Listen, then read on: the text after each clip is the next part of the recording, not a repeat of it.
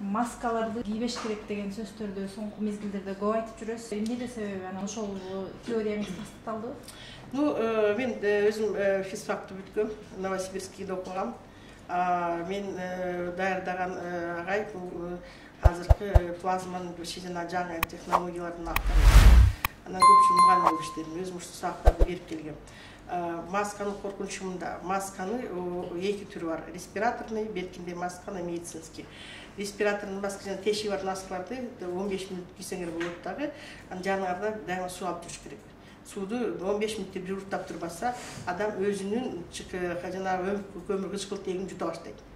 Анан постоянно жута берсе, тамакка толот, бронхит кетет, альвеол деп коет. Сеткабыз бар. Сеткабызга толуп калгандан кийин жанагы машиненин сеткасы толуп калса, машина жүрбөй калгандай нерсе болот да. Анан өпкөгө баягы кислород барбай калат дагы, постепенно өпкө ооруй баштайт. Бүгүн мынакей уже тастыкталып атат. Эки тараптуу, эки өпкө тең эч качан оорубайт дешин.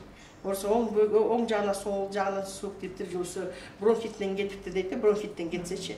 Практически азыр бүт жерде двусторонний пневмония болот. Өзгөчө мына масканы таңлап, байлап кийгизген ысык өлкөлөрдө.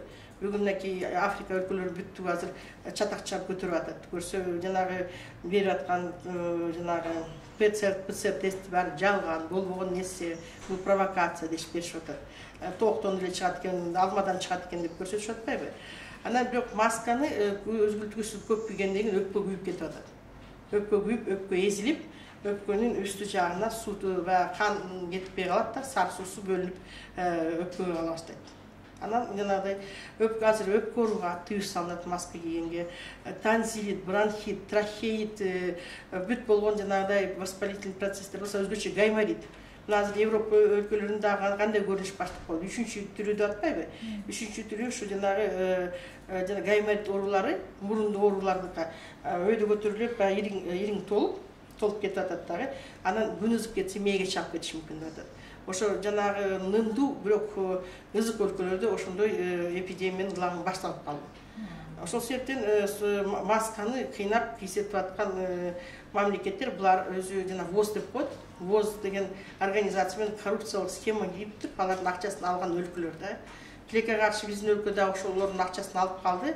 Ошондуктан мен сунушум биздин туугандарга эч бир маска жардам бербейт. Жана жука мои медицинский масканы кийсе болот, колго тиккен масканы кийгенге болбойт. Колго тиккенде таза немеси тешиктер жок болуп калат атпайбы? Анан келген маскаларды алар жанагы курт жеп койбош үчүн атайын гидроклорхексин деп коет экен, атайын неме менен обработка кылып тигишет. Чаң, анан кээ бирлер колго тиккенде ал чаңпаң менен берет, а чаңпаң дагы кире берсе өпкөлөргө толуп калышы мүмкүн.